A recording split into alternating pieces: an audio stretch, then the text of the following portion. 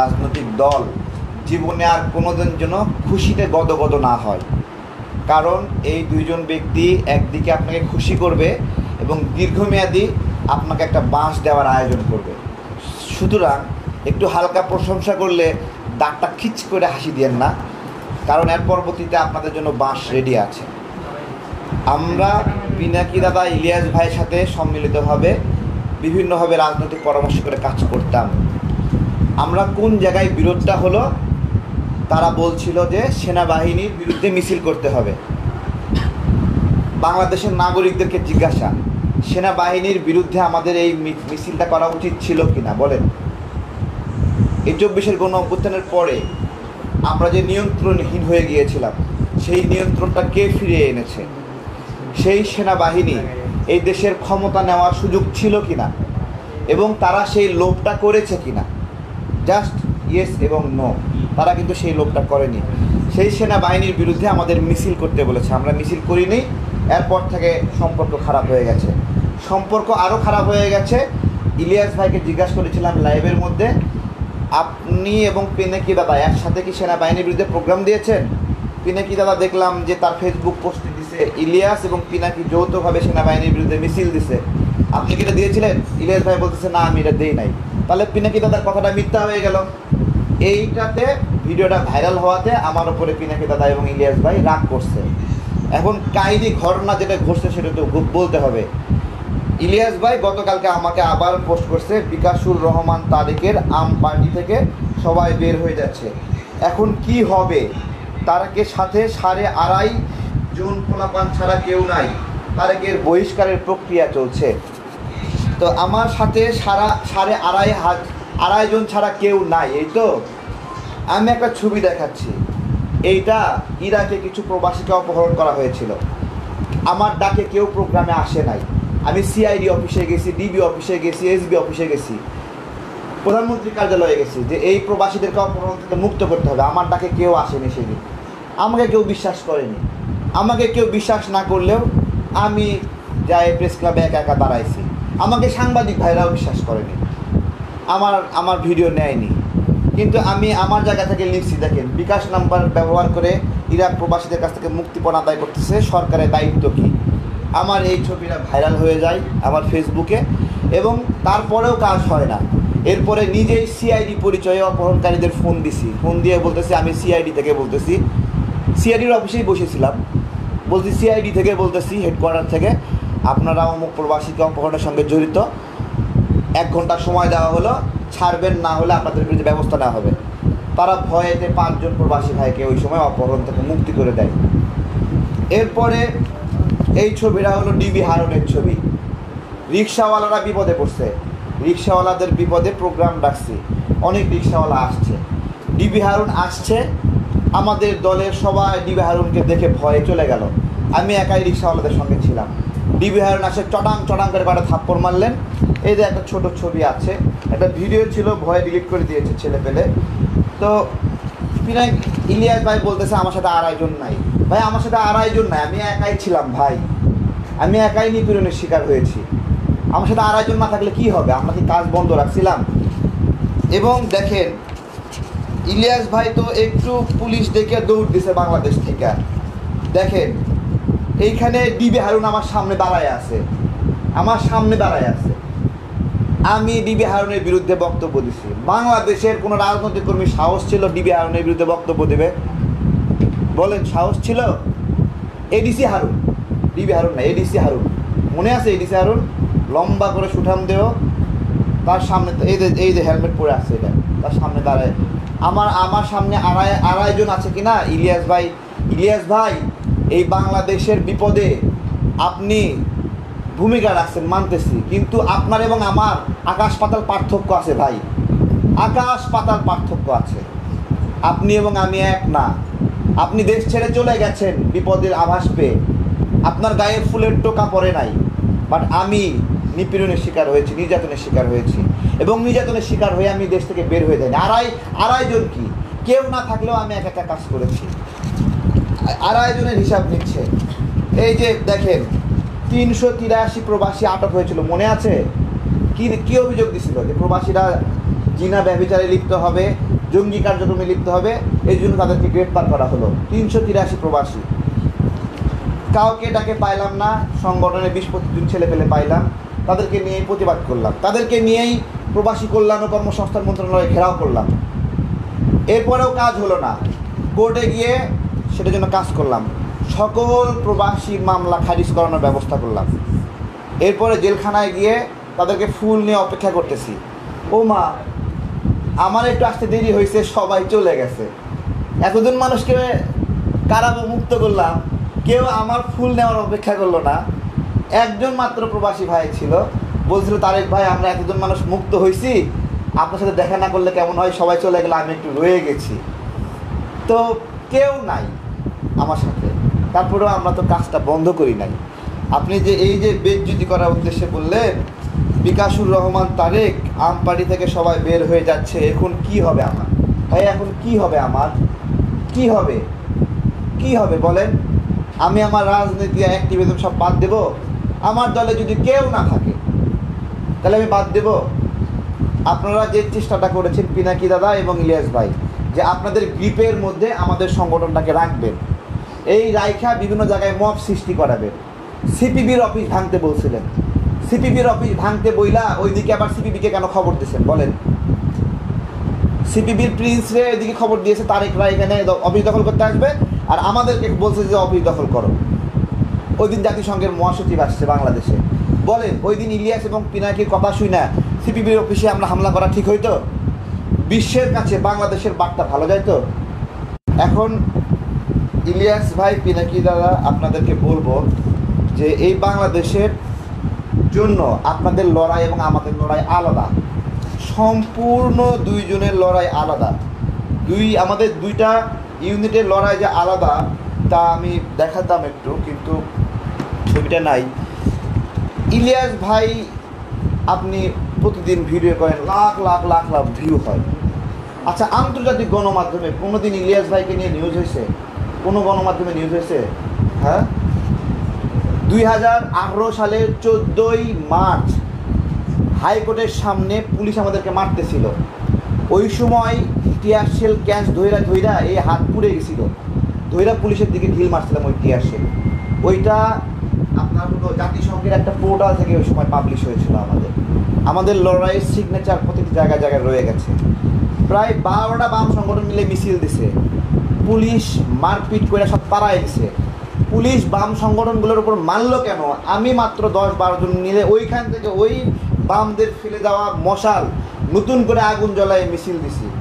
বিশ্বের 29টি গণমাধ্যমে এই নিউজ আসছে, এএফপি, তারপরে ব্যানার নিউজ, আরও মালয়েশিয়া, দক্ষিণ কোরিয়া, সৌদি আরব, তারপরে তুরস্ক, এমন কোনো দেশের গণমাধ্যমে এই নিউজগুলো আসেনি। বিষয়টা নিউজ আসা, বিখ্যাত হওয়া গুরুত্বপূর্ণ না। আমরা এই বাংলাদেশের জন্য কষ্ট করতেছি ভাই। আপনার সাথে আমার কিছু মতের অমিল, আপনি এটা কেন প্রত্যাশা করেন যে আপনার কথা মতো সবাই চলবে? আপনার চাকর নাকি আমরা? আপনার কথা মতো আমরা চলবো? কবে কয় পয়সা দিয়েছেন আমাদেরকে আমাদের রাজনৈতিক কার্যক্রমের জন্য যে আপনার কথা মতো আমরা চলবো? গত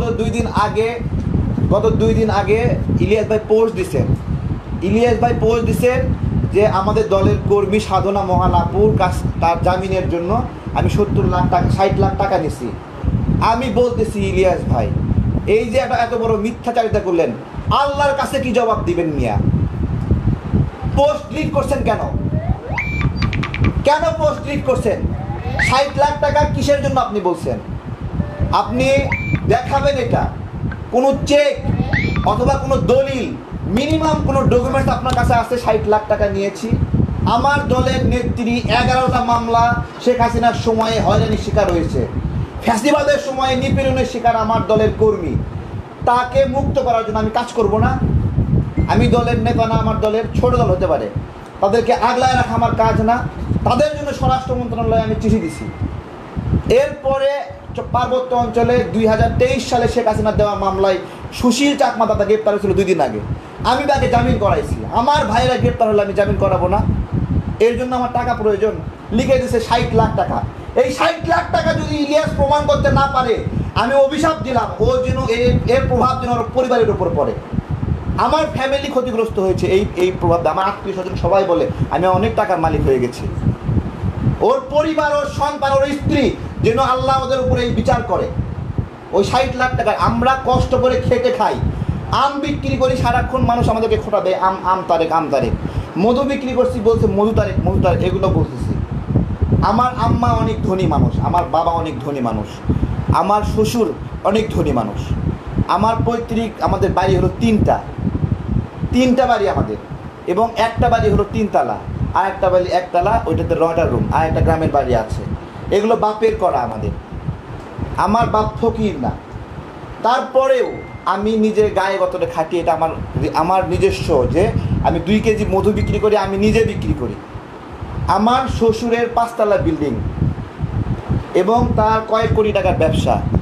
এই যে গণ অভ্যুত্থানের মধ্যে ইলিয়াস কয় টাকা ক্ষতিগ্রস্ত হয়েছে, ওর কী কারে এনেছে শেখ হাসিনা, কী কারে এনেছে ইলিয়াসের কাছ থেকে শেখ হাসিনা কী কারে এনেছে আমি জিজ্ঞাসা করছি। হ্যাঁ, এই যে দেখেন, এই যে প্রায় কোটি খানিক টাকার সম্পদের ব্যবসা পুরা বুলডোজার দিয়ে শেখ হাসিনা ঘুরাই দিছে। বলেন ইলিয়াসের এই ক্ষতি হয়েছে? দেখেন, এই দেখেন, বুলডোজার দিয়ে ঘুরাই দিছে একবারে। আরে ভাই, একটা ব্যবসা করতে পারি নাই, কর্ম করতে পারি নাই, দোকান ভেঙে দিয়েছে। পলাশির মোড়ে SM হলের ছেলে পেলে গিয়ে আমার দোকান ফ্রিজ সব ভেঙে তছনছ করে দিয়েছে। এই গণ অভ্যুত্থানে আন্দোলনের সংগ্রামে গত কয়েক বছরে যে ক্ষতি হয়েছে, আজকে ভাল লাগছে না, মতের মিল হচ্ছে না, দালাল বানায় দিচ্ছে, রয়ের এজেন্ট বানায় দিচ্ছে। এখনও রাষ্ট্র আমাদেরকে ক্ষতিপূরণ দিল না, এখনও সুস্থ হইনি। মাঝে মাঝে রাগান্বিত হই, মাথায় সমস্যা, তো অসুস্থতা আমি এখনও। আমাদের কষ্টগুলোর কারণে ফ্রাস্ট্রেশন কাজ করে, যে এত নিপীড়িত হয়ে আমাদেরকে এই যে হ্যারাসমেন্টগুলো করছে। এই যে বলছে আড়াইজন না থাকলে কি হবে। গত কয়েকদিন আগে বিমান ভাড়া নিয়ে কত টাকা বিমান ভাড়া বাড়াইছে, 30,000 টাকা বিমান ভাড়া 1,90,000 টাকা বানাই ফেলছে। কাউকে ডাকি প্রোগ্রামে আসে না, না আসে তো কী হয়েছে, মাত্র 4-5 জন নিয়ে প্রেস ক্লাবে মানে অনশন কর্মসূচি করছি যে বিমান ভাড়া না কমাইলে আমরা উঠবো না। ভাই, আমার সংখ্যা 2.5 জন, তো তুমি ইলিয়াসের কি মিয়া? হ্যাঁ, পুলিশে একটু ভয় দেখাচ্ছে, দেশ ছেড়ে পালায় চলে গেছো না? আমরা তোমার পার্থক্য দেখো, তুমি কি আমি কি বিচার করো, বিশ্লেষণ করো। আরে তোমার গায়ে একটা টোকা লাগছে, কারো কেউ তোমাকে হামলা করছে, আঘাত করছে? হ্যাঁ, ইলিয়াস ভাইয়ের সাথে কার ঝামেলা লাগে নাই? ইলিয়াসের সাথে জ্যাকব মিল্টনের ঝামেলা লাগছে, এম রহমান মাসুম ঝামেলা লাগছে, টিটো রহমানের ঝামেলা লাগছে, কার ঝামেলা লাগে নাই? আজকে এর সাথে ভালো সম্পর্ক প্রশংসা করতেছে, কালকে ওর সাথে ভালো সম্পর্ক প্রশংসা করতেছে, কালকে একটু মতের অমিল হলে তাকে রয়ের দালাল বানা দিচ্ছে। আরে ভাই, তাহের ভাইকে তুমি রয়ের দালাল বানাইছো কেন? তাহের ভাইকে রয়ের দালাল কেন বানাইছো? তাহের ভাই গণ অভ্যুত্থানের মধ্যে আমার সঙ্গে জেলে ছিল। আমরা এরকম করে ধরে মেসেজ করছি যে বুড়া মানুষ, পাটা ফুলে গেছে নির্যাতনে, হাঁটতে পারতেছে না, আদর যত্ন করছে ওখানে। উনিও যখনই খারাপ লাগতো আমাদের কাছে আসতো। একটা মানুষ এত নিপীড়নের শিকার হচ্ছে, তাকে রয়ের দালাল বানাই দিচ্ছে। কত বড় জুলুমবাজ এগুলো! এই দেশের নিপীড়িত মানুষগুলোকে রয়ের দালাল বানায় দিচ্ছে। সব মানুষ খারাপ, ইলিয়াস একা ভালো।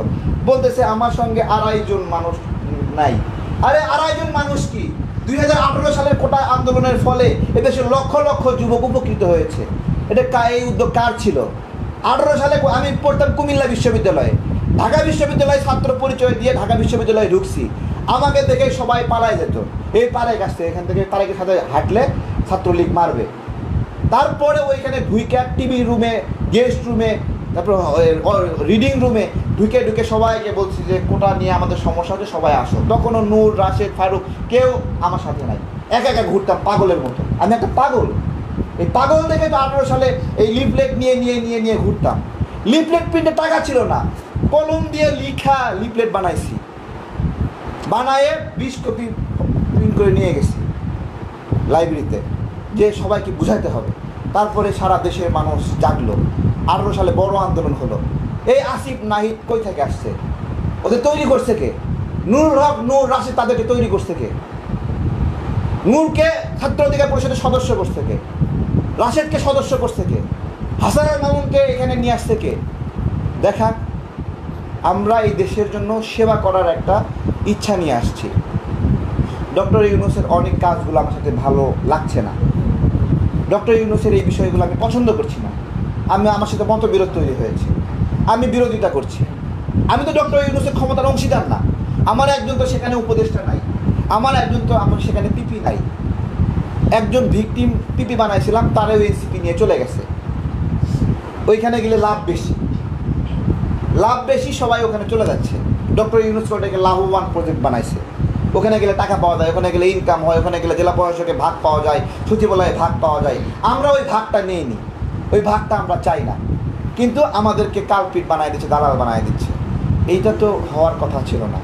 ইলিয়াস ভাই পিনাকি দাদাকে সর্বশেষ বলবো যে দেখেন, আপনারা এই দেশের জন্য কাজ করেছেন গণ অভ্যুত্থানের মধ্যে, কিন্তু একটা কথা বলবেন তো, যেই সময় রামপুরা ব্রিজের উপরে আমরা বিদ্রোহ করলাম, যে ছাত্ররা আন্দোলন বন্ধ করছে, আমরা বন্ধ করলাম না, ওই সময় পিনাকি দাদা একটা ভোট দিছিল যে আপনারা মনে করেন এই আন্দোলন শেখ হাসিনার সাজানো আন্দোলন। দেখেন, যেই সময় আমরা গণ অভ্যুত্থানের জন্য আপ্রাণ চেষ্টা করতেছি, তখন সে নাগরিকদেরকে মিসগাইড করতেছে, বলছে আপনারা কি মনে করেন এই আন্দোলন শেখ হাসিনার সাজানো আন্দোলন? একের পর এক মানুষ মারা যাচ্ছে, পিনাকি দাদা চেষ্টা করলো এই আন্দোলনকে সাজানো আন্দোলন বলার জন্য, করছে কিনা? এবং মাশাআল্লাহ পিনাকি দাদার সমর্থক যারা, তারাও এটাতে গণহারে ভোট দিছে, একবারে 90% মানুষ মতামত দিয়ে দিছে এই গণ অভ্যুত্থান হলো সাজানো গণ অভ্যুত্থান। এখন ওই মানুষগুলো যদি আসে আমাকে হ্যারাসমেন্ট করে, আমি কী করতে পারি বলেন? কি করতে পারি? তো এটাই বলার আর কিছু নাই। জাস্ট এই যে সিম্পলি দেখেন আমাদের এই একক আন্দোলন আজকে একটা এই যে প্রবাসীদের জন্য মাত্র 3 জন মিলে আন্দোলন করছে, 3 জন মিলে। ইরাক প্রবাসীরা ওই কোয়ারেন্টাইন ফি দিতে পারে না, বুঝছেন? আমরা কি করলাম? আন্দোলন করলাম, 3 জনের আন্দোলন, জায়গায় জায়গায় গেলাম। যে গরিব, ইরাক হলো সবচেয়ে গরিব মানে একটা অর্থনৈতিক সোর্স প্রবাসীদের জন্য। ওইখানে প্রবাসীদের জন্য 40,000 টাকা 50,000 টাকা দেওয়া লাগে কোয়ারেন্টাইনের ফি। আন্দোলন করলাম। ওই আন্দোলনে একটা ম্যাজিস্ট্রেটের নামে আমি ভিডিওতে বক্তব্য দিয়েছিলাম, তার জন্য ওই ম্যাজিস্ট্রেট আমাকে নিয়ে যায় বসায় রেখে র্যাবের অফিসারকে নিয়ে আসছে, সেনাবাহিনীর অফিসারকে নিয়ে আসছে, পুলিশ নিয়ে এসে আমার থাপড়ায় পরের দিন আবার গেছি, থাপ্পড় খাইও আবার গেছি প্রবাসী কল্যাণ কর্মসংস্থান মন্ত্রণালয়ে, যাইয়ে বলছি না এই কোয়ারেন্টাইন ফি বাতিল করতেই হবে, এটা আমাকে মারছে ঠিক আছে কিন্তু বাতিল করতে হবে। ওই দিন আমার সাথে মিটিং বসে বলছে তারেকের এই মানে বিষয়টা ঠিক আমরা খেয়াল করিনি, আমাকে হাত ধরে সরি বইলা ওই দিন কোয়ারেন্টাইন ফি বাতিল করছে। মালয়েশিয়াতে 70,000 টাকা 40,000 টাকা 48,000 টাকা কোয়ারেন্টাইন ফি লাগতো, কাউকে আন্দোলনের জন্য পাইনি। করোনার মধ্যে কেউ বের হচ্ছিল, শেষে একলাসউদ্দিন ভাই আমাদের সম্মানিত বিজ্ঞ আইনজীবী স্যার, ওনাকে বললাম স্যার মালয়েশিয়া প্রবাসীদের এরকম বিপদ, কিছু একটা করেন, আন্দোলন তো করতে পারতেছে না, নিষেধ আন্দোলন করা করোনার মধ্যে। উনি আমাকে নিয়ে কোর্টে দাঁড়ালেন, সেই 48,000 টাকার কোয়ারেন্টাইন ফি হয়ে গেল 8,000 টাকা। এখন ইলিয়াস ভাই এই যে অসম্মানিত করলেন, বিকাশুর রহমান তারেকের আম পার্টি থেকে সবাই বের হয়ে যাচ্ছে না। আপনি খুব চেষ্টা করতেছেন আমাদের এই লোকগুলোকে ভাগায় নেওয়ার জন্য, রাজনৈতিক দল করবেন আমার এই লোকগুলোকে নিয়ে গিয়ে। উদ্দেশ্য কি? মতের মিল হচ্ছে না, এই জন্য মিসগাইড করে নিয়ে যাবে। এইটা কোনো সভ্যতা যে কোনো একটা দলের রাজনৈতিক দলের কেন্দ্রীয় গ্রুপে কী হচ্ছে ইলিয়াস দেশের বাইরে থেকে সেগুলো দেখবে? এটা কি সভ্যতা নাকি? এটা কি রাজনৈতিক শিষ্টাচার যে এই গ্রুপে কে কী মেসেজ দিল সেগুলো নিয়ে পোস্ট দেওয়া? এটা কি রাজনৈতিক শিষ্টাচার? আমার দলে আমি কাকে চিঠি দিলাম না দিলাম সেটা দলের সদস্যদেরকে ব্যবহার করে বলেন নিজেদেরকে কতটুকু মানে উগ্র বানাইছেন আপনারা, কতটুকু বর্বর বানাইছেন, একটু নিজেদেরকে প্রশ্ন করেন। আপনারা তো থুতু দিয়ে মাটিতে ফেলছেন, সেই থুতু চাইটা খাইতেছেন। এই 2 দিন আগেই আসিফ মাহমুদের সমালোচনা করলেন, আবার গতকালকে আসিফ মাহমুদের প্রশংসা করতেছেন। নিজেদের ক্যারেক্টারগুলো একটু বিশ্লেষণ করেন যে আপনাদের ঠিক 7 দিন আগের অবস্থান কি, এখনের অবস্থান কি। 7 দিন আগেও তারেক রহমান সহ বিএনপি সবাইকে ধুয়ে দিলেন, আবার 2 দিন আগে কি করলেন? বিএনপির পক্ষে একদলা বক্তব্য দিলেন। কেন বক্তব্য ঘুরছে? কেন স্ট্যান্ডার্ড এক জায়গায় থাকছে না? কেন বাজারে কাটতে পারছেন না? এই তো আপনারা ভিডিও করে খান, ভিডিও করেন, সাংবাদিকতা সবাই করে। এই যে সামনে জার্নালিস্ট ভাইরা সবাই সাংবাদিকতা করে। সাংবাদিকতা আর আপনাদের কন্টেন্ট ক্রিয়েশন এক জিনিস না। আপনারা যেই সাংবাদিক ভাইরা আছেন, ব্লগিং করেন, কন্টেন্ট করেন, সমাজে বিভিন্ন কিছু ঘটে সেগুলো নিয়ে আপনারা ব্লগিং করেন, ভিডিও করেন। এগুলোর মধ্যে ইলিয়াস পিনাকির ব্লগিং আলাদা। কি আলাদা? তারা কোনো ইস্যু না থাকলেও এমন একটা রঙিন করে থাম্বেল বানাবে, মানে দেখেন অদ্ভুত একটা প্রশ্ন, সালাউদ্দিন সাহেব লুঙ্গি পরে কেন শিলংয়ে? মানে বাপ রে বাপ, কঠিন প্রশ্ন করছে পিনাকি দাদা। হ্যাঁ, মানে লুঙ্গি পরে থাকবে না কি পরে থাকবে? আপনার মতো ল্যাংটা হয়ে থাকবে? হ্যাঁ, নিজেকে জিজ্ঞাসা করছেন, আর একজনের লুঙ্গি খুঁজতেছেন আপনি। আপনি ল্যাংটা হয়ে আছেন কেন মানুষ যদি জিজ্ঞাসা করে? এই যে আপনার ল্যাংটা ছবিগুলো ভাইরাল হলো, এই ল্যাংটা ছবি ভাইরাল হওয়ার পরে কোনো বাপ তার মেয়ের সামনে এক টেবিলে খাইতে বসবে আপনার সাথে? বলেন বলেন, কোনো ছেলে আপনাকে নিয়ে তার মায়ের সামনে খাইতে বসবে? ওই চোখের সামনে ল্যাংটা ছবিগুলো আসবে। আপনি আরেকজন লুঙ্গি পরে আসেন কেন? এই যে প্রতিদিন ভিডিও করার যে তাগাদা, যে একটা করে ভিডিও বানাইতে হবে, ইনকাম করতে হবে,